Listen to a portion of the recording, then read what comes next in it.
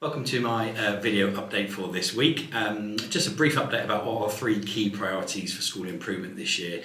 They are attendance, teaching and learning and developing the culture. Our attendance is up already this year, so up about 2.5% on where we were last year, which doesn't sound an awful lot, but actually in terms of number of students and number of days, that is quite a significant improvement. We're only marginally now behind national averages, which is great. We want to be above national average.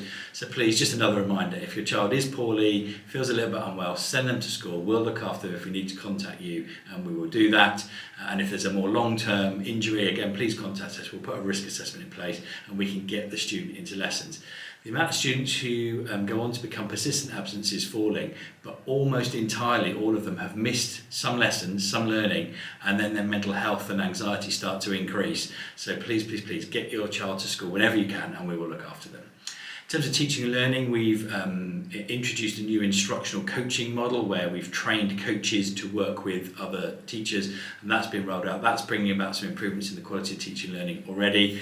We've made significant steps forward on that last year, and we've had some initial feedback from both students and from visitors to school that's saying that it seems like it's moved forward again. We'll have a more formal review of that during the course of this term, but things are looking really good in terms of progress and work in the classroom, so that's great news. And finally, around that sort of cultural development, so enrichment activities, lots of things which I'll talk about a little later on, but our suspensions are reduced again on a massive reduction from last year, no permanent exclusions, and our red cards, which is our system behaviour in the classroom, again is references and referrals to that are right down. So that's indication that behaviour and culture are all improving. The number of issues we're having on corridors and at lunchtime is almost zero. So fantastic work, a really strong start to the year. That's thanks to the great work of the staff, but in the main it's thanks to our amazing students. So pass my thanks to them, please, for their hard work and what they've done this year so far. Last week we had our open evening, which was really well attended. It was very busy, 2 full talks and lots of informal conversations as well. Loads and loads of positive feedback from parents and their children as they came to look around the school. The vast majority are Year 6 parents who are prospective Year 7 parents. A few Year 5s came for an early look round, which was really nice to see them. And we hope that they decide to choose us as their school of choice and make their applications by the 31st of October. We do have 3 open mornings coming up. So on open evening, there was no normal lessons going on. Our open mornings is a normal day. They are Monday the 29th, Friday the 3rd and Monday the 6th of October, all running from 9 till 10 a.m. Please don't arrive any earlier than 8:45 as that's when the children arrive at school. We'll keep you in the dining hall, a brief talk and then a tour of the school. This morning I had a real pleasure to meet over 30 former students who were invited in by Anna Shute, our careers lead, in an alumni event, and we were able to talk to them about how maybe them and their businesses can work with us in terms of working with young people on interview technique, talking to the young people about the demands of their job and what skills as well as the qualifications they might need, but also because they're all former students, we were updating them on the new build project and showed them exciting plans, and we were able to give them a tour of the school, which I know they found fascinating, reliving memories. If there are other alumni students out there who would like that opportunity, please do reach out. We'll have another event later on in the year. Alongside that, once we've got an actual date for the work to begin on the school, we will be doing some community events, inviting the community in more widely to have a last look around the school before it's demolished and a brand new state-of-the-art school is built in a couple of years' time. This week saw the start of our period 7s for our Year 11 students. That's lessons after school, where we do kind of interventions around based on the assessments they've had, so really kind of plugging those gaps. They've been really well attended, over 85% attendance on the 3 nights so far, and those students have really gained a lot from the 3 sessions we've had so far.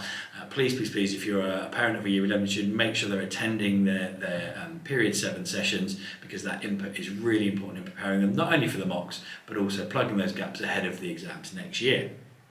We have lots of other enrichment activities after school, lunchtime, and please, we want as many students as we can to get involved in that. In addition, we also hire out our facilities in the evenings and at weekend, and we have a lot of uptake of that, particularly in our sports facilities, as you might expect. We do have letting staff who supervise and man those things. If you know of someone who might be looking for some casual work as a lettings assistant, please do do contact the school, Jane Williamson is the person to contact. Coming up on Tuesday the 14th of October, we have our first drop-down day. This is where we either do some trips and visits related to the curriculum that young people have been studying, or do some extra work around citizenship, personal social health education, as well as some other work. So on the 14th of October, Year 7 students will be visiting Noah's Ark Farm, Year 8 will be going to We Are the Curious, and Year 9 will be going to the Victoria and Albert Museum in London. 3 fantastic trips that relate to the work they've been doing in some subjects. Please, we encourage as many students as possible to attend those trips. Very few students are left in school. We do provide for them in school some lessons, normal lessons, some work, but the opportunities that those trips provide, both to use their curriculum knowledge. So, for example, the Year 7 trip around Noah's Ark is actually a languages trip, and they've been looking at languages of animals and farms and things like that. So they use that in a real context. So please, where possible, try and get your child signed up for those trips. And Year 10 and 11 are staying on site with us to do some work around some key themes in their personal social education, but also do some intervention work for Year 11 and plug some more of those gaps in their learning. That's all for my update this week, and I look forward to speaking to you soon.